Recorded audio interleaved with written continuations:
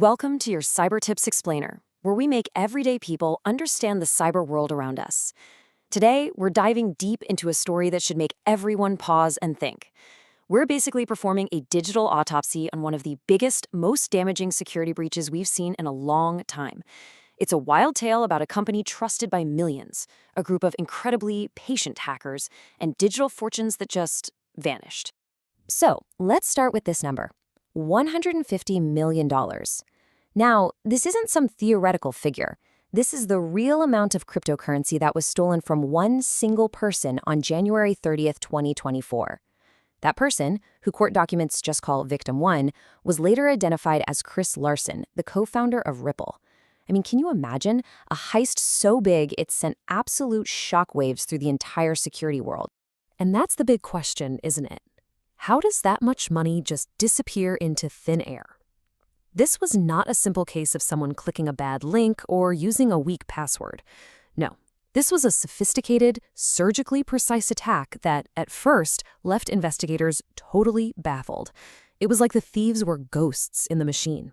So, how did they pull it off? Okay, so to get to the bottom of this, we're going to follow the breadcrumbs. We'll kick things off with the heist itself. Then we'll follow the digital detectives who first spotted a really disturbing pattern. From there, we'll uncover the shocking connection to a service millions of us trust, dissect the massive breach that made it all happen, see how the thieves actually cracked into people's digital lives, and then, most importantly, we'll lay out exactly what you can do to protect yourself. All right, let's start with the crime scene. January 30th, 2024. The target was one of the biggest names in crypto, and the theft was so slick, so complex, it had even the seasoned pros scratching their heads. The moment the attackers got in, they worked with unbelievable speed. That $150 million wasn't just moved to another wallet. Nope. It was instantly splintered and laundered through this dizzying maze of different accounts on different exchanges. It's a technique designed to make the money trail impossible to follow, and the complexity of it screamed that this wasn't some lone wolf hacker. This was a coordinated, well-funded team. And just like that, the trail went ice cold. Now, that massive heist made all the headlines, but it really wasn't where the story began. For months, a couple of independent security researchers had been noticing a pattern, a string of smaller but still life-destroying crypto thefts. These digital detectives started connecting dots that nobody else even saw. So you have these two researchers, Nick Bax and Taylor Monahan, and they are deep in the weeds on this. They're looking at dozens of these six-figure heists, and they keep hitting brick walls. All the usual suspects in crypto theft just weren't there. It wasn't SIM swapping to grab two-factor codes, it wasn't hacked email accounts, no obvious phishing links. They even checked the victims' computers, and they were squeaky clean. It was like the thieves had some kind of master key that just bypassed all the normal security. And to understand that master key, you have to understand the holy grail for any crypto thief, the seed phrase. Look, a seed phrase isn't like a password to get into your wallet. It is your wallet. If a bad guy gets their hands on those 12 or 24 words, they don't need your computer, they don't need your phone, they don't need anything. They can just restore your entire wallet on their own device and poof, all your money is gone. It's the ultimate key to the kingdom, and somehow the thieves were stealing it. And then came the breakthrough. After ruling out everything else, Bax and Monahan found the one single, chilling thing that all these victims had in common. Every single one of them, across all these separate thefts, had stored their precious seed phrase inside their LastPass password vault sometime before that huge breach back in 2022. Suddenly, that magical key didn't seem so magical anymore. And just like that, the investigation had a prime suspect. The theory was simple. Thieves were using the data stolen from the 2022 LastPass breach to hunt down these seed phrases. But you know, a theory is just a theory until you can prove it. And then the proof landed, and it landed hard. In a federal court filing about the $150 million heist, the U.S. Secret Service and the FBI officially backed up what the researchers had found. They stated, clear as day, that they had probable cause to believe the attackers used a stolen password from Victim 1's online password manager to get into his crypto. This was no longer just a theory. It was now the official position of federal law enforcement. So there it is. The case was blown wide open. That digital ghost who stole a fortune now had a face. The source of this massive string of thefts was traced right back to one of the most trusted names in cybersecurity, a password manager that over 30 million people relied on. But this is where things get really messy. On one side, you've got independent researchers and federal investigators all pointing their fingers directly at the 2022 breach. Taylor Monahan was understandably furious, saying LastPass could have saved people millions if they just warned them, but instead, they denied it. But on the other side, LastPass has stuck to their guns, saying that they haven't seen any conclusive evidence linking their breach to these thefts. So you have this huge disconnect between the people on the front lines and the company itself. So to really get how the thieves got those magical keys, we need to jump in a time machine, go back to 2022, and figure out how they broke into a digital fortress like LastPass in the first place. And this wasn't just a simple smash and grab. It was a clever two-part attack. Okay, check this out. First, in August, the attackers got into a software developer's work laptop. Now, they didn't get any customer data then, but they got something just as good: the source code and internal technical documents. Basically, they stole the blueprints to the bank.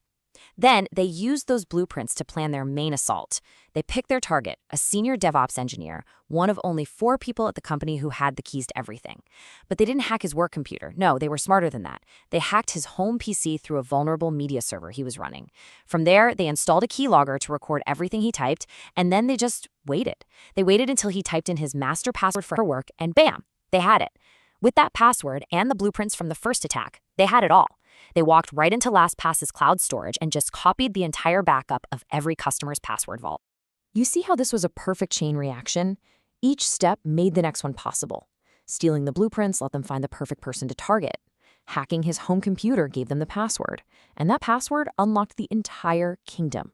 It was an absolute perfect storm of security failures that led to the thieves walking away with the crown jewels, the backup of every single customer's encrypted data. So stealing the encrypted vaults was a huge win for the hackers, but it was really only half the battle. Now we need to look at how they pried them open, because the real work and the real danger for millions of people was really just getting started. This is where we need to talk about something called offline cracking. See, normally if a hacker tries to guess your password on a website, they'll get locked out after a few tries. But because these guys had a copy of the whole database, they could just take it back to their own powerful computers and just hammer away at it, trying billions of passwords a second. There are no alarms, no one gets locked out. It's literally like a thief stealing a locked safe out of the bank so they can take it home to their workshop and work on it for as long as they want. It's a ticking time bomb. Now here's the thing. Not all of those stolen vaults were equally secure. The safety of your vault really came down to 2 things: how strong your master password was, and this technical setting called iterations. Just think of iterations as how many spins the dial on a combination lock has. The more iterations, the more work it takes a computer to check even a single password guess. Over the years, LastPass cranked this number up for new accounts, from around 5,000 to over 600,000. But a lot of older accounts were never upgraded. So if you were a longtime user with a kind of simple password and that low iteration count, well, your vault was a much easier target. But cracking passwords wasn't even the only danger here. And this is the part of the story most people completely missed. Those stolen backups had a ton of data that wasn't encrypted at all. The hackers got people's names, their email addresses, their phone numbers, and the real kicker, the URLs, the website addresses that people had saved in their vaults. And at first, that might not sound like a huge deal, right? Who cares if a hacker knows you log into your favorite pizza place?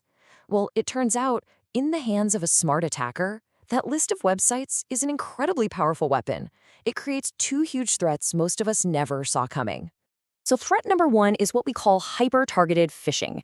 Instead of some generic scam email, imagine getting a fake security alert that looks exactly like it's from your specific bank or your crypto exchange, and it uses your real name and email, which they also stole. The odds of you falling for that scam just went way up. The second threat is even scarier: session hijacking. Some websites, believe it or not, stick a little token that proves you're logged in right into the URL itself. If LastPass saved that full URL, an attacker could just copy and paste it into their browser and potentially get logged right into your account. No password needed. It's like they found a valet key that never expired. Okay, so that's the whole disaster, from start to finish. A clever breach, stolen vaults, and multiple ways for the bad guys to get in. Now let's switch gears to the most important part of this whole story. What does this mean for you? And how can you build a defense that can actually stand up to this kind of attack? First, just a quick look at the fallout for the company itself. As you can imagine, LastPass got hit with multiple class action lawsuits and took a massive reputational hit. But it also got real. The UK's privacy watchdog slapped them with a fine of over £1.2 million for failing to protect customer data. So this wasn't just bad press, it had serious legal and financial teeth. All right, now for your action plan, and this is absolutely critical. If your vault was stolen back in 2022, just changing your master password today does absolutely nothing. The thieves already have the old copy. You have to assume everything in that old vault is compromised. So first, get your most critical secrets. We're talking crypto seed phrases, account recovery codes, out of any online password manager. Put them in offline storage. Second, go through every single account in that vault, create a new, long, unique password, and turn on two-factor authentication.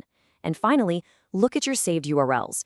If you see any that have a long string of gobbledygook after the main address, delete it and resave just the simple login page, like bank.com. So here's your final checklist. Make your master password a long passphrase. 4 or more random words is a great start.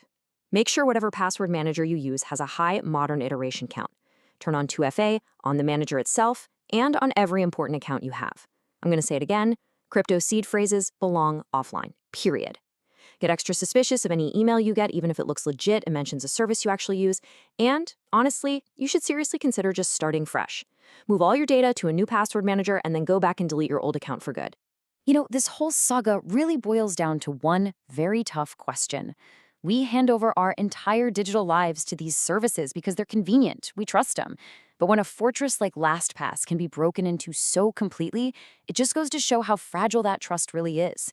The biggest lesson here isn't about any one company. It's that in today's world, you are the last and most important line of defense for your own security. Subscribe to this channel, like and share this video with someone you deeply care about to have a foolproof cyber defense.